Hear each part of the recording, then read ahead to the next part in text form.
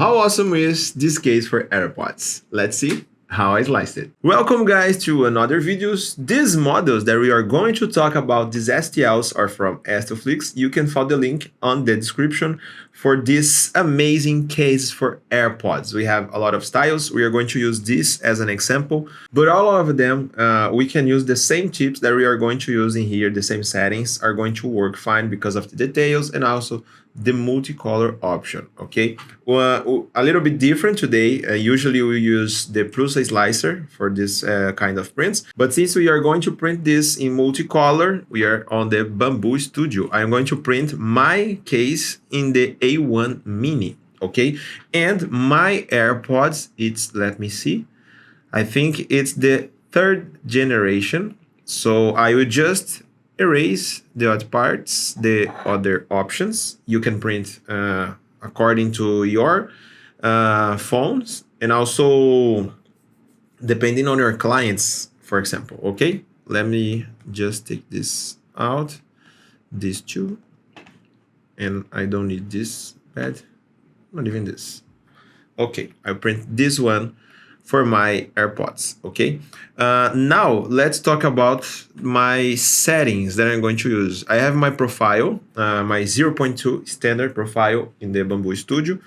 But in this print, since it's a small print and also we have a lot of small details in here, the nose, for example, the head, some parts that are spherical, for example, and I don't want to show the layer lines, you know, like the steps for the layers to do this rounded surface, okay? So I am going to reduce the layer height for 0.12 in here. That's I will be my option. I'm not going to change anything in the line width. And let me just put the sim position aligned. Okay. Arc fitting enabled. I don't usually use this one, only one wall in the top surfaces. So I always keep not applied. I don't usually use this. In the strength options, I usually go with 3 perimeters. I think it's a little, it's more resistant for the standard parameter for standard models. In this case, it's just a solid case for my AirPods. So 3 walls, it's going to be okay. Top surface 7, that's fine for this one. Let me see.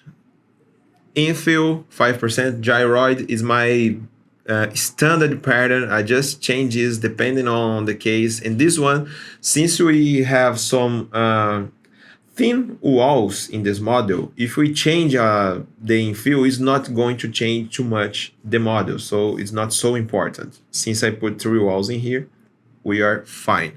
Another thing, no, we are okay. In the speed settings, I have another tip for you. First of all, my first layer usually it's slow, even more when I have something like this. Look, those parts are really thin in the contact with the build plate. So I don't like too much to print this so much fast in the first layer. Let me show you. Look, I'm going also to enable the bring option. I'm going to show you just a little bit, but I am not going to print this too fast. So 30 millimeters per second in the initial layer, and the infill part, which are these ones, just 6 millimeters. Let me change the line type for you to see in the speed, as you can see in here, okay? I will keep in this way, oh, sorry. In this way, 200 millimeters per second is already a good speed for me. This is a model that I want to look good, even both cases. If it's for me, I want a really nice finishing in here, and also if you are going to sell this, you want even better finishing. Okay, so 200 millimeters per second in a bamboo printer, we are going to have a good result. If you want to be safer, you can reduce this, but I don't actually think you need it. Okay, something really important: your bridge speed should be something around 50 millimeters per second, because we have a small breed in here, this one. okay? We start with this small line in here, and then we start to build all the thickness of this wall, which is the top part of the case, okay? So to have a better finishing in this region, I recommend you to keep something around this on your bridge settings, okay? The travel speed, I usually go with the standard settings. If you are seeing your prints with a lot of vibrations or your nodes are hitting too much on the print, maybe you want to reduce this to 500, for example, okay? Test it out and see what happened on your print. We are not going to use supports in here. We don't need it, okay? We may need on this one, but I think the bridge settings are just fine. We don't need, it's a small bridge, and then we start to build the print. So I'm not going to use support. And as I already said to you, we are going to use outer brim only, okay? 5 millimeters is going to be a good option. And our first option here is do like this. We can put brim in both cases, or in my opinion, will be better if we don't use brim on this one because we don't need it, and just in this one. So we are going to change in here, no brim, and then we are going to objects, and then we are going to select, let me just change. We are going to select the top part, and then we go in here, no brim, outer brim only, just in this object. See, we just changed the settings in here, and now we can go back for the global settings. In Bamboo Studio, we have this option. We enable some settings just for the selected part, okay, of the entire model. So in here, we are enabling just bring in this part. We are enabling bring just in this part in here, okay? Let me see if we have another recommendation. I do recommend you to use, in this case, the prime tower. We are now able to disable this. We are able to don't use this option, the prime tower, on multicolor prints.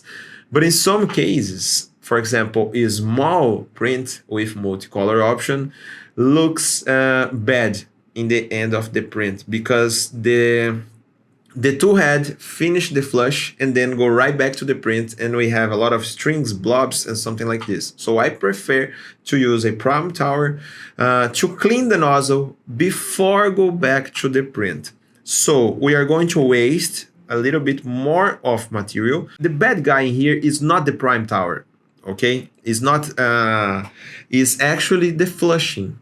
So we expand a lot of material on the flushing options. You are going to see in here. We have the flushing, like 100 grams on the white filament and just 11 in the tower, okay?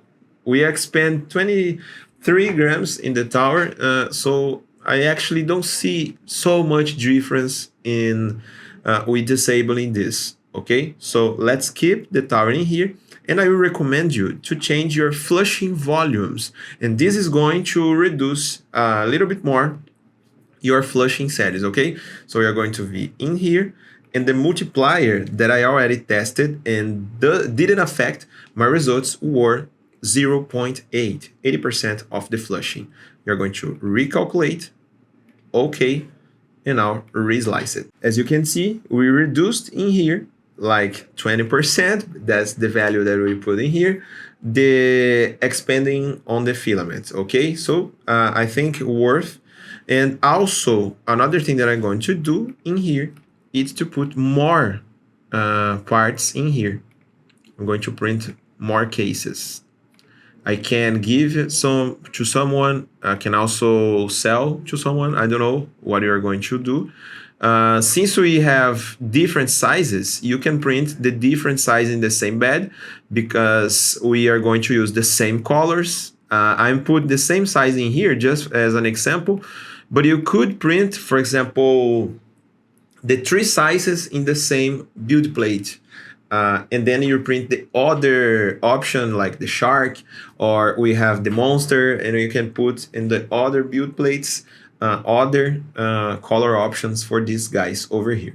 Another change that I'm going to do, that I already seen here, we have 4 spots of filaments, and we are using just 3 colors.